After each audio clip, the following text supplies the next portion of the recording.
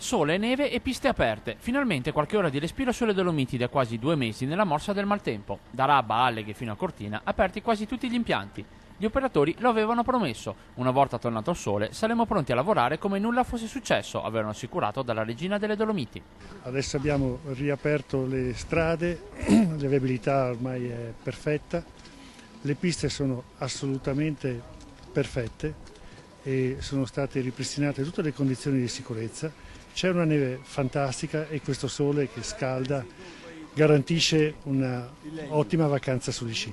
Superato lo scoglio maltempo, ora c'è però da recuperare l'immagine. La stampa straniera descrive il Veneto come terra alluvionata e disastrata, un quadro che fa fuggire potenziali turisti.